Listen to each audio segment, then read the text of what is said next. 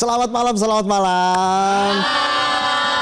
Selamat datang di Midnight Live episode 63. Bagaimana penonton akhir pekannya?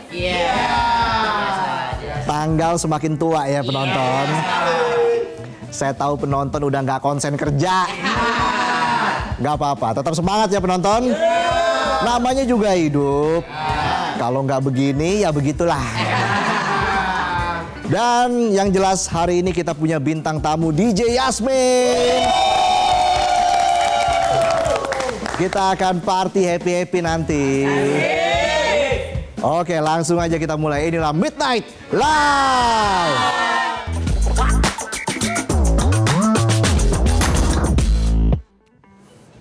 Kita simak dulu ada berita apa saja hari ini ya.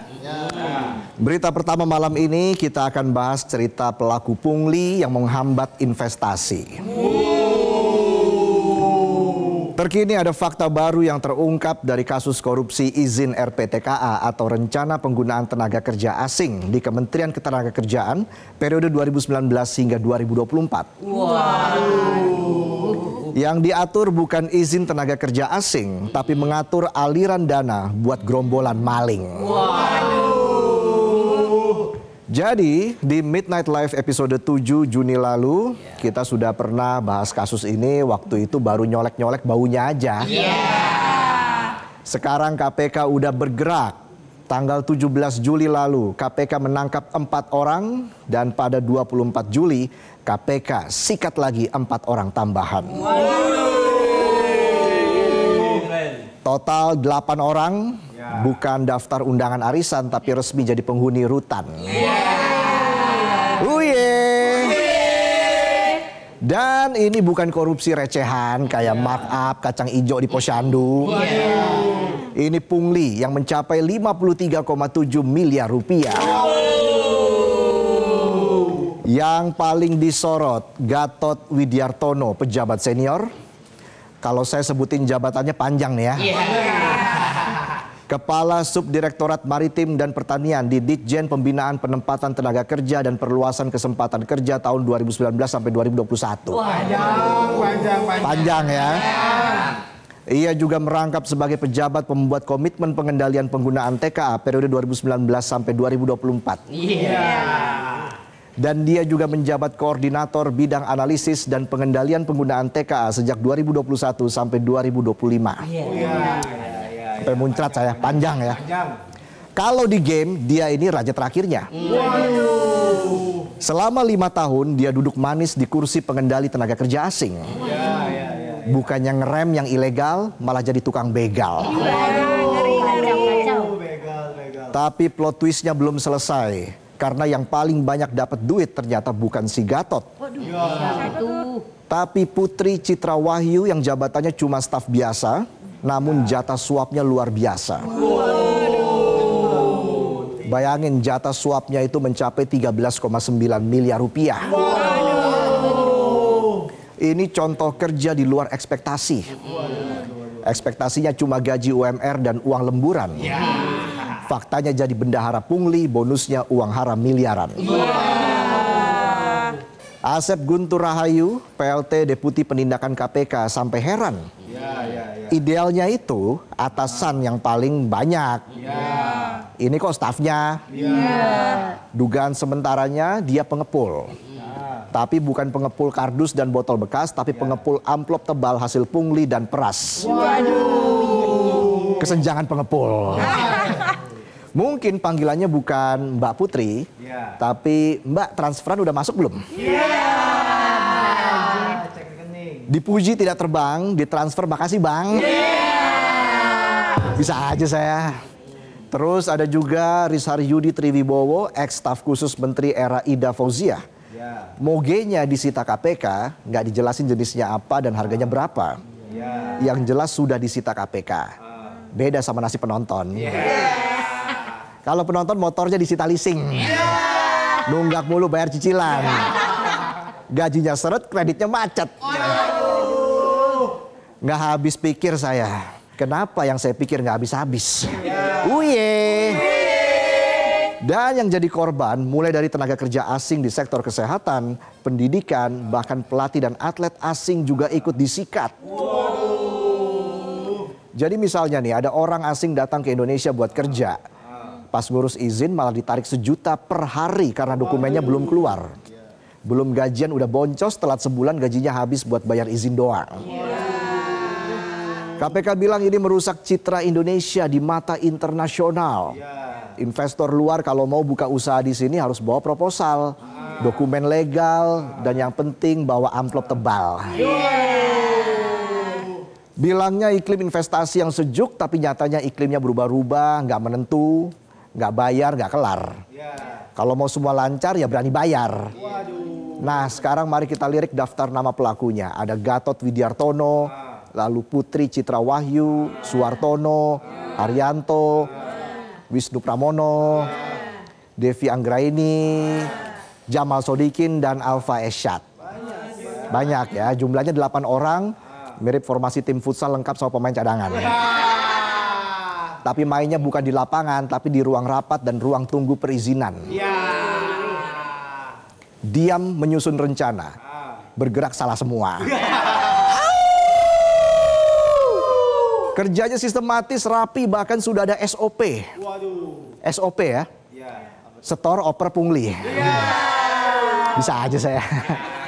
Strateginya main dokumen dioper sambil bisik-bisik angka transfer. Dan ujung-ujungnya kita balik ke akar masalah, budaya pungli. Karena jika pungli masih dianggap hal biasa, dianggap cuma uang kopi, uang lelah, atau sudah tradisi, maka jangan kaget kalau pelayanan publik kita mirip minta tolong ke tuyul. Kalau mau cepat harus ada sajen. Sekarang yang kita butuh itu bukan retorika, yang kita butuh itu tindakan nyata. Masuk tuh barang. Kita lanjut ke berita yang kedua ya. Dari kasus pungli Kemenaker kita geser ke Sumatera Selatan. Tepatnya ke Kecamatan Pagar Gunung, Kabupaten Lahat, di mana sebuah operasi tangkap tangan kembali bikin publik garuk-garuk kepala. Kalau garuk-garuk tangan katanya sih mau dapat duit. Sampai tangan ledes duitnya nggak ada. Aku suka duit. Tapi duit suka habis. Singkatnya seperti itu ya. OTT kali ini nggak main-main, 23 orang ditangkap, terdiri dari 22 kepala desa dan 1 camat. 23 orang cukup buat main bola plus 1 wasit ya. Tapi ya alih-alih main bola mereka lebih milih main-mainin anggaran dana desa. Sulit. Dana yang harusnya dipakai buat benerin jalan, bantu UMKM atau nyambungin listrik ke dusun terpencil, malah disulap jadi pungli berjamaah berbalut iuran forum. Ironisnya mereka ditangkap bareng-bareng pas lagi rapat perayaan kemerdekaan RI ke-80. Di depan bicara soal merdeka, tapi di belakang malah ngejajah hak rakyat lewat pungli dan penyalahgunaan anggaran.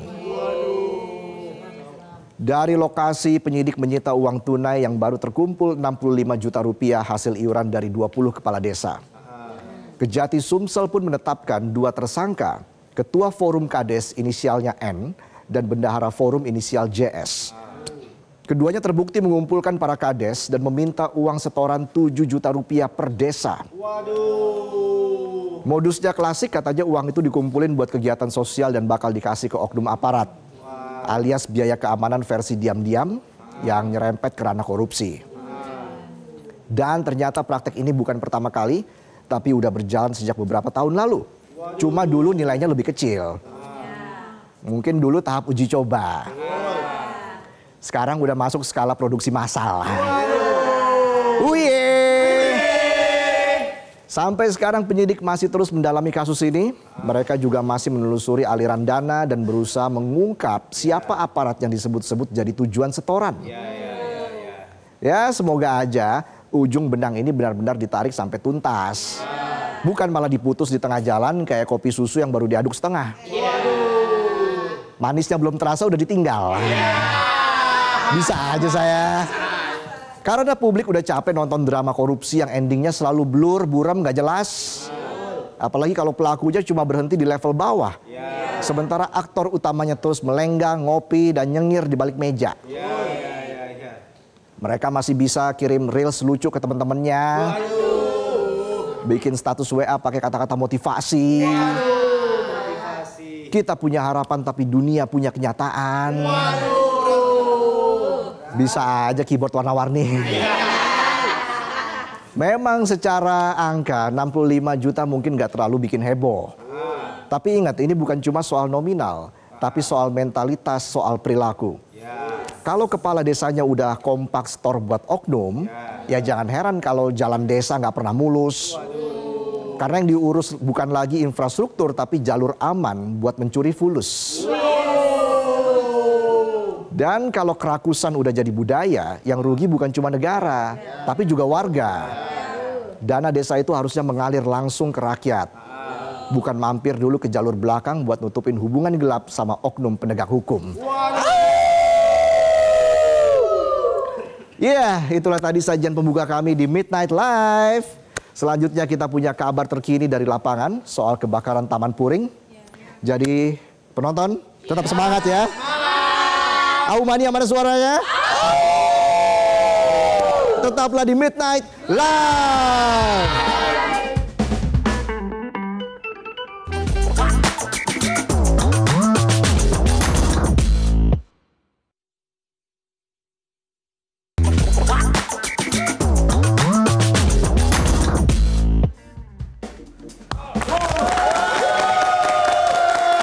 Kembali lagi di Midnight Live. Aumania mana suaranya? Di segmen ini kita akan bergabung dengan jurnalis Metro TV Anwar Fuadi. Anwar, seperti apa informasi yang bisa Anda sampaikan saat ini? Ya Reza, saat ini saya berada tepat di depan Pasar Taman Puring, Kebayoran Baru, Jakarta Selatan. Bisa dilihat di belakang saya kondisi pasar saat ini memang benar-benar hancur, ludes, terbakar. Karena memang kita bisa lihat sejak tadi sore begitu ya, api benar-benar hebat terlihat. Dan ini adalah bagian depan yang tampak di depan saya, lantai 1 sudah hangus terbakar, bahkan lantai 2-nya sudah ambruk begitu akibat kobaran si jago merah. Dan saat ini proses yang tengah berlangsung, api sudah padam begitu, dan proses yang tengah berlangsung adalah proses pendinginan dan juga pengecekan yang dilakukan oleh pihak petugas gabungan, baik itu dari Dinas Gulkarmat atau Penanggulangan Kebakaran dan Penyelamatan, dan juga dari pihak kepolisian serta relawan. Tadi sebenarnya untuk api sendiri sudah berhasil dilokalisir sekitar pukul 19.53 waktu Indonesia Barat. Tadi masih terlihat begitu ya api, tetapi hanya di bagian tengah saja. Namun kemudian pada pukul 20.23 waktu Indonesia Barat, api sudah berhasil dipadamkan dan sudah masuk proses pendinginan. Dan saat ini petugas masih melakukan pengecekan, menyisir bagian-bagian dari kios-kios yang ada di Pasar Taman Puring ini untuk memastikan tidak ada lagi sumber api dan memastikan material-material yang ada begitu tidak bisa memicu api begitu. Dan penyiraman untuk pendinginan masih terus dilakukan agar kebakaran tidak kembali terjadi. Berdasarkan informasi yang kami terima tadi dari Kepala Dinas Penanggulangan Kebakaran dan Penyelamatan atau Kadis Gulkarmat Jakarta, total yang diterjunkan untuk menangani kebakaran ini ada 35 unit mobil pemadam kebakaran dengan 118 personil yang sudah berjibaku sejak menerima laporan dari masyarakat. Kurang lebih ini kebakaran terjadi sekitar pukul 18.02 waktu Indonesia Barat, petugas menerima laporan, lalu kemudian sekitar pukul 18.10 waktu Indonesia Barat ini operasi pemadaman sudah dimulai begitu, dan akhirnya sudah berhasil dipadamkan saat ini. Dan bisa Anda lihat di depan ini juga terlihat masih ada sejumlah pedagang yang mengevakuasi, yang berhasil tadi mengevakuasi barang dagangannya meskipun tidak banyak begitu. Sekarang ada yang diletakkan di depan pasar, ada yang kemudian tadi sudah dibawa pulang oleh mereka atau diletakkan di sekitaran toko yang ada di area Pasar Taman Puring ini. Dan saat ini sudah dipasangi garis polisi, ini artinya masyarakat umum sudah tidak bisa masuk ke dalam, hanya petugas yang boleh masuk melakukan penyisiran di dalam. Ini kami melihat nyala senter begitu ya, petugas melakukan penyisiran untuk memastikan tidak ada lagi material-material yang bisa memicu sumber api baru. Tadi polisi juga sudah memberikan keterangan terkait dengan kebakaran ini, dan informasinya memang sumber api berada di kawasan di tengah-tengah pasar ini begitu, di salah satu kios yang memang sudah tutup. Karena posisinya pukul 18 tadi sudah banyak kios yang tutup, hanya ada beberapa saja yang masih buka begitu. Sehingga tadi disampaikan oleh Kapolres Metro Jakarta Selatan api ini merambat cukup cepat karena memang material-material yang ada di kios ini material yang mudah terbakar, karena kita tahu pasar ini banyak menjual sepatu, lalu kemudian aksesoris, elektronik juga, sehingga material-material inilah yang mudah terbakar sehingga rambatan api begitu cepat. Ini juga menjadi salah satu kendala begitu dari petugas pemadam kebakaran dalam melakukan pemadaman seperti yang disampaikan juga oleh Kadis Gulkarmat dalam keterangannya kepada wartawan. Dan selain kebakaran ini ada beberapa dampak juga tadi yang bisa kita rasakan begitu, karena ini posisinya pada saat jam pulang kerja. Ini juga terlihat tadi kemacetan terjadi di sekitar kawasan tempat saya melaporkan saat ini, karena memang jalan ditutup, Jalan Kiai Maja tempat saya melaporkan ini memang tadi ditutup 2 arah, sampai saat ini juga masih ditutup 2 arah. Tetapi tadi juga ke arah Pasar Majestic ini sudah dibuka 1 arah menuju ke kawasan M Block, sehingga sudah bisa dilalui 1 arah. Dan juga selain itu pihak kepolisian tadi juga mengevakuasi 4 tahanan karena ini dekat Polsek, ada tahanan juga di sana sehingga dievakuasi untuk menghindari hal-hal yang tidak diinginkan. Untuk sementara demikian, Reza, kembali ke studio. Baik, Anwar Fuadi, terima kasih atas laporan Anda, selamat bertugas kembali. Ya, itulah tadi laporan dari Anwar Fuadi. Kita jeda dulu ya penonton. Kami akan kembali dengan sejumlah informasi lain, tetaplah di Midnight Live.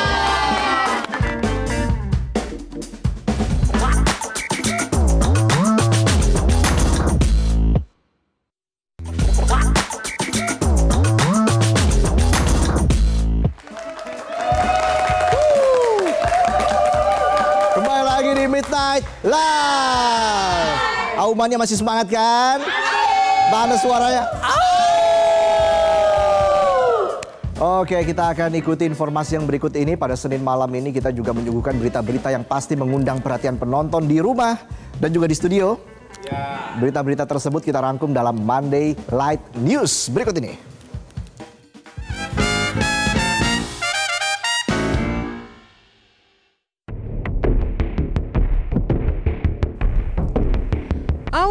Mania, cinta memang buta, tapi jangan sampai bikin kita ditangkap.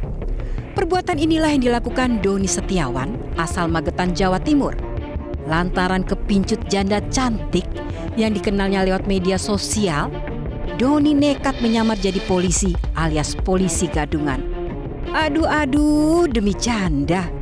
Korban sebut saja RN, 21 tahun, warga desa Setren.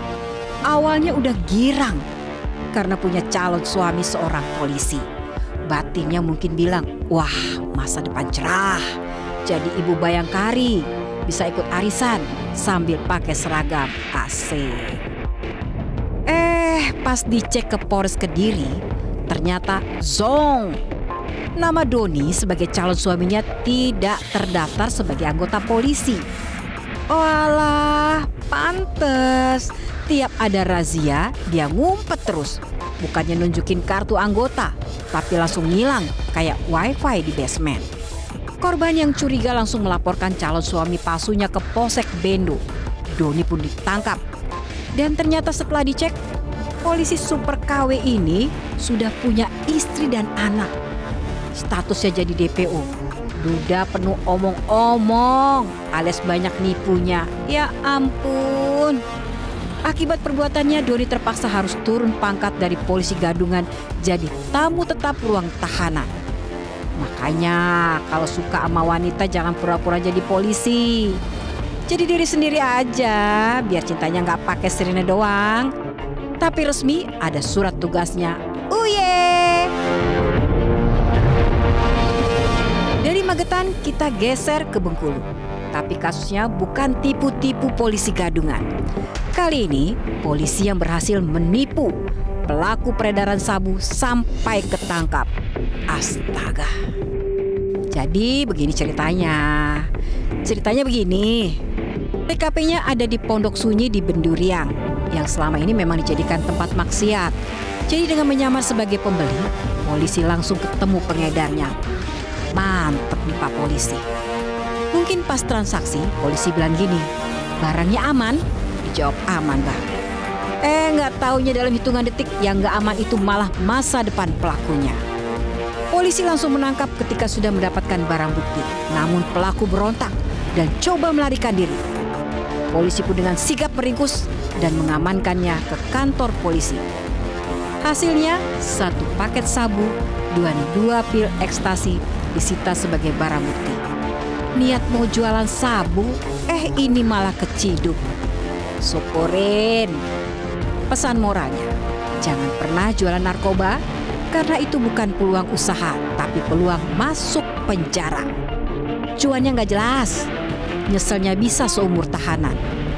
Belum lagi bisnis haram ini kayaknya main petak umpet sama polisi.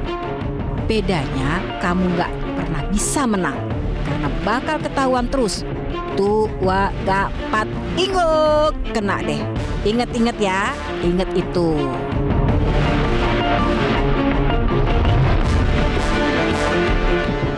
Masih dalam kasus peredaran narkoba, tapi kali ini TKP-nya di Kuantan Singging, Riau. Rombongan polisi sengaja mendatangi sebuah kebun di desa Jek. Bukan karena ingin merayakan program panen raya, tapi mau menangkap JM yang selama ini dikenal sebagai pengedar sabu. JM yang kaget dengan kehadiran polisi langsung lari ke semak-semak. Kamuflase kayak kadal kebon biar nggak ketahuan. Tapi pelakunya lupa. Lah polisi Indonesia kan emang jagonya tracking. Kalau ngumpet di semak-semak doang mah gampang dibekuk. Dengan pola 4-4-2 menyerang dari segala arah, polisi berhasil mengepung JM dan menangkapnya tanpa perlawanan. Polisi dilawan. Dari kantong celananya, polisi menemukan 3 paket sabu siap edar senilai 3 juta rupiah. Astaga, sabu lagi. Pelaku langsung ditahan di Polres Kuantan Singging. Polisi sendiri masih melakukan pengejaran ke bandar besar yang identitasnya sudah dikantongi. Nah, buat pelaku lainnya, mending nyerah baik-baik deh. Karena polisi udah tahu semua. Jangan lupa bawa anduk sama baju ganti. Karena bakalan nginep lama di dalam sel. Uye. Mania. Kita kembali ke keramaian di kota Jakarta. Bukan karena ada konser atau pesta karnaval, tapi tawuran 2 kelompok warga di Gang Swadaya, Pulau Gebang, Cakung, Jakarta Timur. Mirisnya saat bentrokan, yang mereka bawa hanyalah senjata tajam dan emosi saja. Sedangkan akal pikiran sehat dan rasa penyesalan justru sengaja ditinggal di rumah. Ya ampun. Dari rekaman warga, terlihat kedua kelompok warga saling serang dan kejar-kejaran. Pemicunya hanyalah sepele, ejek-ejekan di media sosial yang berlanjut bentrokan di medsos panas. Hati pun ikut terbakar panas. Warga yang melihat aksi live tawuran ini langsung sembunyi. Takut jadi korban, salah sasaran. Mungkin ada juga yang coba bersikap netral. Sampai follow dua-duanya akun sosmed kedua kelompok yang bertikai. Kini warga berharap polisi bisa mengambil tindakan tegas agar tawuran tidak terulang lagi.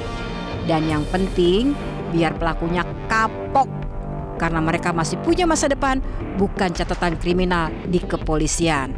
Ingat.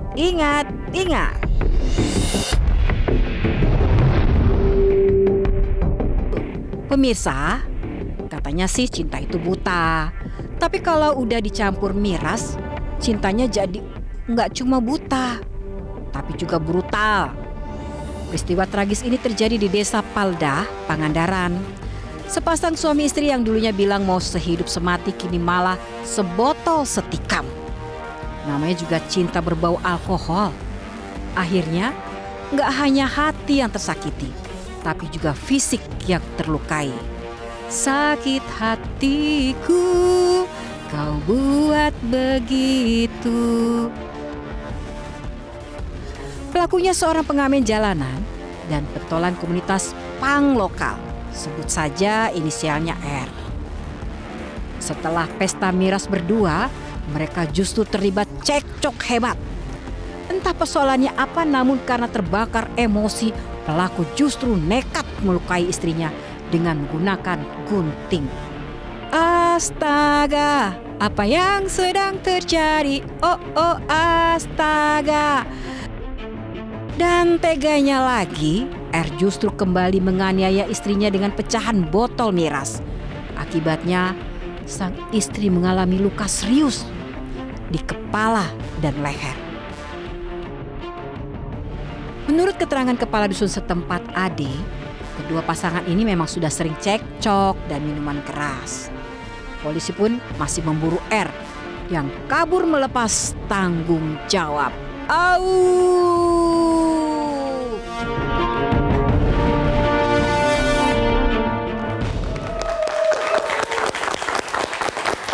Ya, itulah tadi sajian kami dalam Monday Light News. Dan usai jeda seperti janji saya tadi, kita akan hadirkan bintang tamu.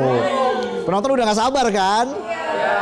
Wah, ini dia nih yang ditunggu-tunggu, DJ Yasmin. Tapi kita jeda dulu ya. Kita tahan dulu. Baru nanti segmen 4 kita dar-der-dor lagi. Oke, langsung aja. Tetaplah di Midnight Live, jangan kemana-mana. Kami akan hadir sesaat lagi. Tetaplah di Midnight Live.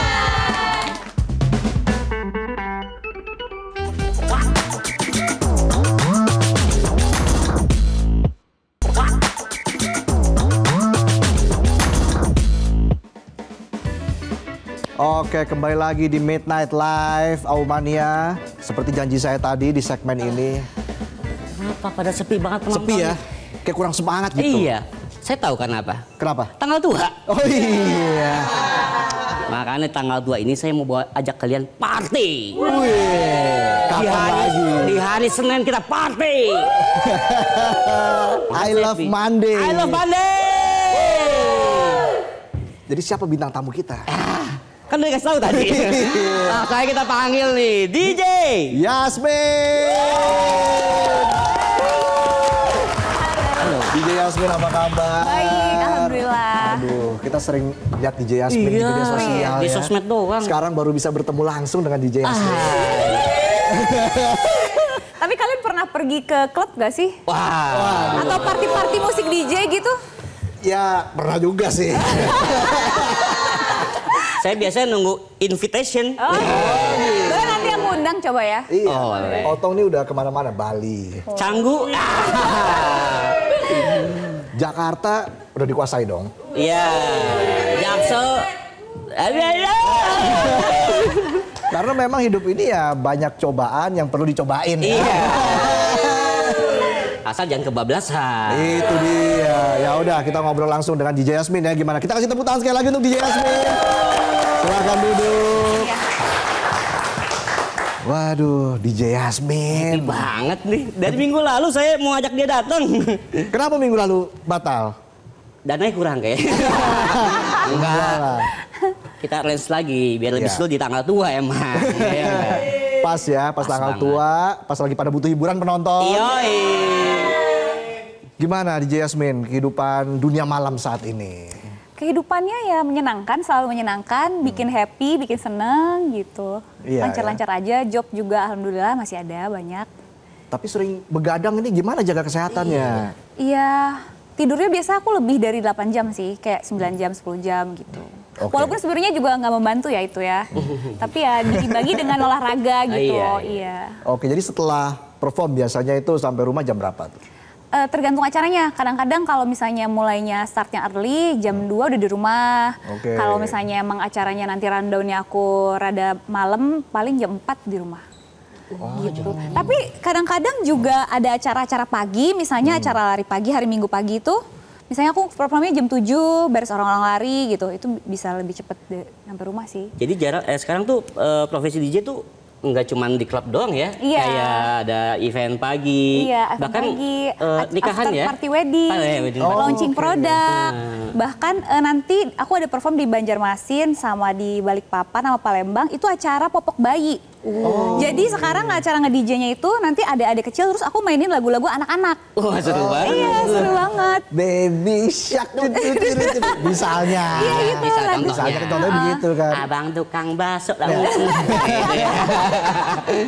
Baby Shark di remix gitu Iya, kan. tapi main lagu originalnya sih. Oke.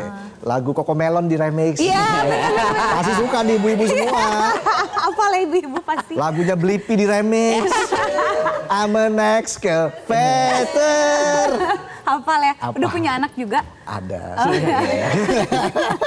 Dengernya itu terus. Sampai hafal ya. Sampai apal saya. Gimana Tong melihat DJ Yasmin saat ini ada di Midnight Live? Kata-kata nih. Speechless ya. Speechless. Tapi DJ Yasmin ini dulu kuliahnya jurusan ekonomi manajemen. Iya, di Benar. Unpad dulu di Bandung. Di Unpad Bandung. Kenapa akhirnya memilih jalur sebagai DJ? Karena aku suka musik, terus udah gitu background keluarga aku kan semuanya musik kan. Jadi papa adik aku dia nge-rap, terus udah gitu kakek aku dia pemain gambus Arab gitu. Oh, iya. oke. Nah, jadi kayak pokoknya kita sekeluarga tuh suka musik, terus kebetulan pada saat itu aku tuh emang suka musik yang upbeat tempo gitu yang face-nya tuh cepet banget. Jadi akhirnya aku memutuskan untuk jadi DJ. Karena iseng aja sih waktu itu kayak main sama temen, komunitasnya DJ gitu. Iseng-iseng berhadiah tapi ya jadi lanjut jadi. keterusan, iya. Jadi ilmu ekonomi manajemen ini tapi kepake juga dong sebagai. Iya, kepake seorang juga. DJ. Karena aku ada manajemen DJ yang lain juga. Akhirnya aku bisa salurkan juga ke situ sih. Tapi sebenarnya ekonomi manajemen kayaknya masuk ke semua. Iya ya, Iya, aman lah semua ya. kerjaan. Manajemen DJ tuh maksudnya gimana? Manajemen Jadi DJ? aku punya kayak DJ lain yang sama aku tuh di bawah naungan aku lah gitu. Jadi aku bantuin cariin kerjaan juga buat mereka gitu. Oke. Itu dia ya, memang hiburan malam tuh tidak akan ada habisnya kan Tong? Iyalah. Ya. Seperti program kita kan Midnight Live. Ini malam juga nih di Pulang TV. Ya. juga sekitar jam 1 jam 2 kan? Iya. Oh, Langsung sama. party. Kan jompo tadi. Iya, jadi memang sejak kuliah berarti sudah mengenal DJ? Iya, sejak kuliah. Oke. Tadinya aku suka karena emang suka musik yang fast-paced gitu, aku suka ngedance tadinya. Terus ya udah akhirnya lagu DJ ini kan lebih apa ya, lebih bikin semangat gitu. Jadi akhirnya aku nge-DJ. Susah nggak belajarnya? Enggak sih, sebenarnya gampang, nggak susah. Kan nge-remix banyak lagu Iya. dan sebagainya itu kan taste orang juga beda-beda kan Iya sebenarnya beda-beda. kan? Tapi ya itulah kayaknya jam terbang ya. Kalau misalnya kita semakin sering main di mana-mana, pasti kita udah bisa baca crowdnya. Terus kita bisa menyesuaikan juga gitu loh. Oke. Terus request dari yang ngundangnya juga gimana gitu, lagunya apa aja. Sebenarnya kalau DJ tuh kapan sih waktu ini kita harus cooling down dulu, itu momennya ngeliatnya gimana sih seorang Sebenarnya kan DJ? kita di atas stage tuh, kita bisa ngelihat gitu apa ya, si aura orang-orangnya ini kayaknya udah capek Iya, gitu, udah iya. apa gitu. Akhirnya lama-lama udah bisa baca sih pasti gitu. Langsung upbeat langsung. Iya. Calm down, upbeat, Iya. calm down. Kasih vokal Nah, gitu. iya. Oke, nah bicara soal crowd, pasti DJ Yasmin sering digangguin penonton nih. Ya lumayan sih dulu ya, tapi kalau sekarang sih karena ada bodyguard Oke, yang jagain. aman. Iya. Terus biasanya tuh kayak di kota ketiga gitu loh, daerah-daerah gitu. Tapi kalau di kota-kota besar kayak Jakarta, Surabaya, Makassar gitu udah nggak ada sih, aman-aman aja. Oke, biasanya seperti apa tuh gangguannya yang Gangguannya biasanya suka ke belakang stage, ngajakin foto, atau misalnya datang ke depan stage, misalnya request lagu, tapi atau misalnya ngerangkul, terus kayak oke. sawer-sawer duit, tapi kayak ngelemparnya tuh nggak enak lah gitu.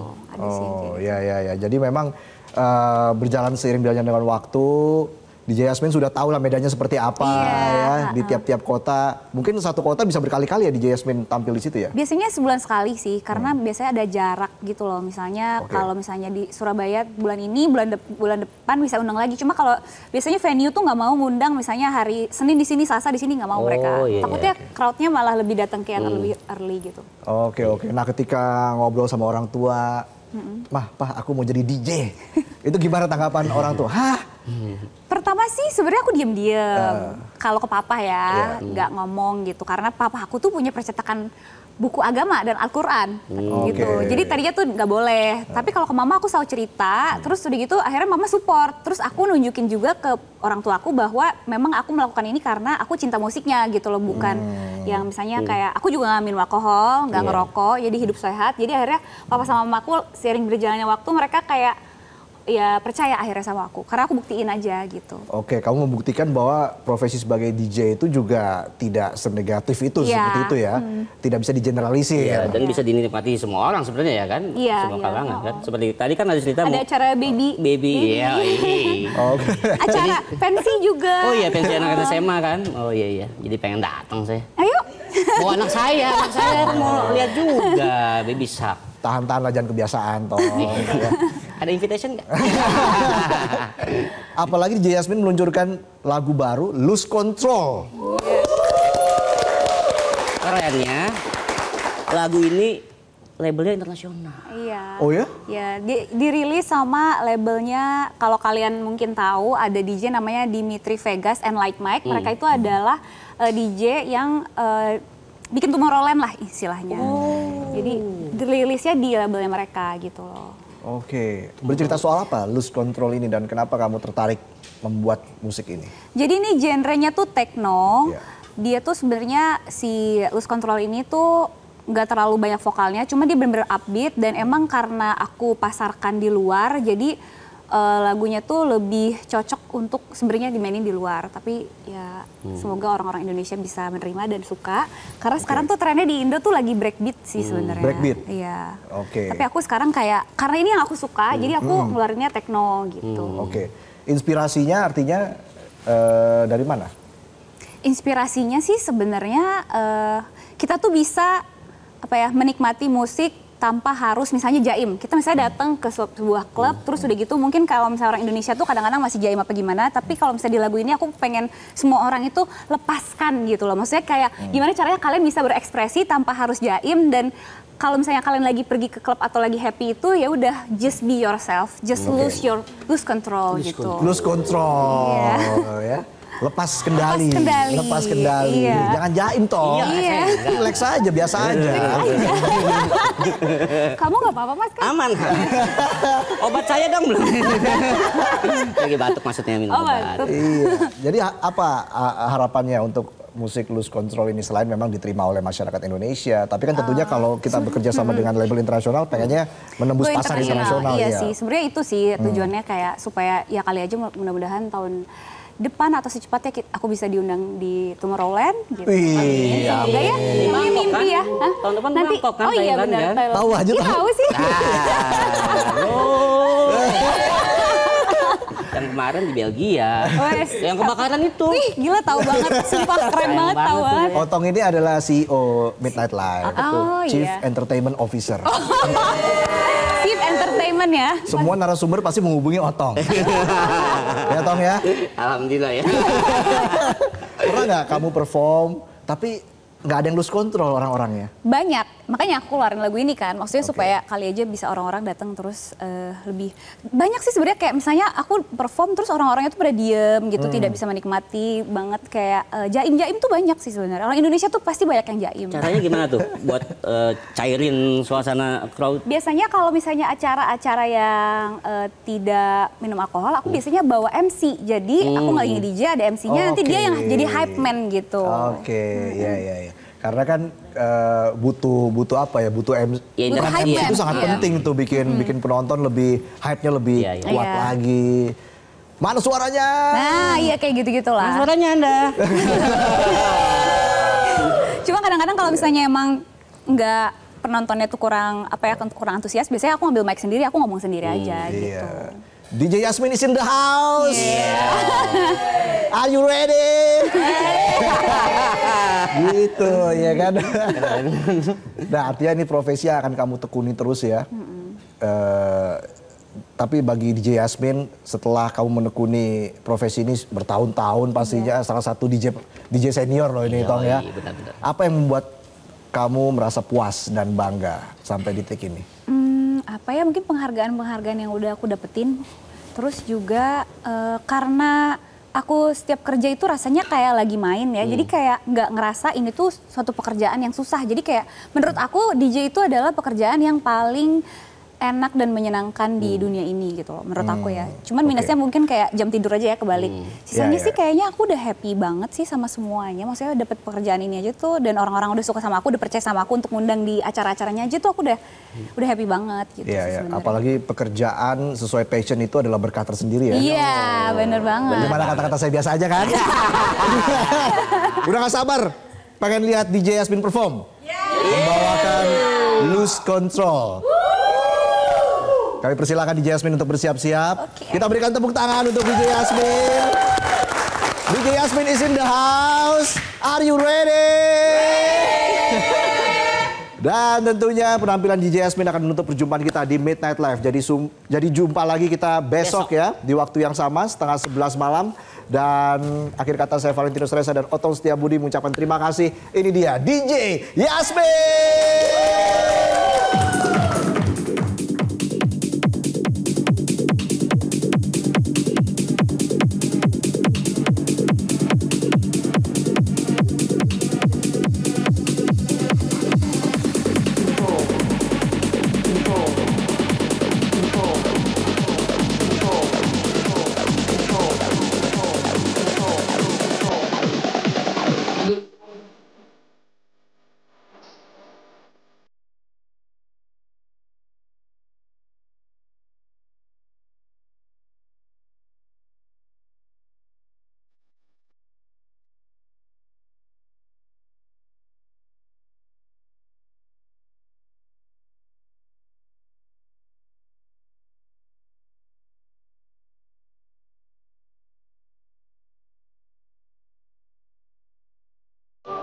I need a ball, so I can breathe.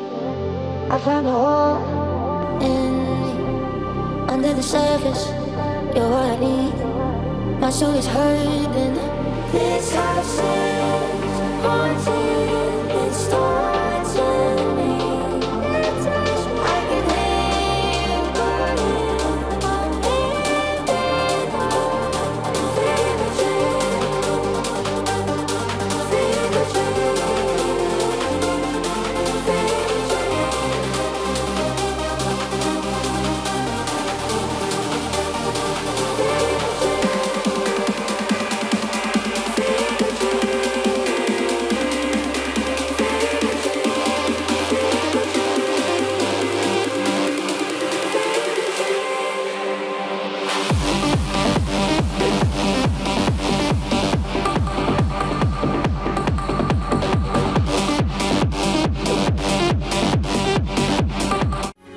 Metro TV.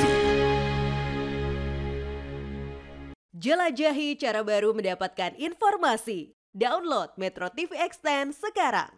Jelajahi cara baru mendapatkan informasi. Download Metro TV Extend sekarang.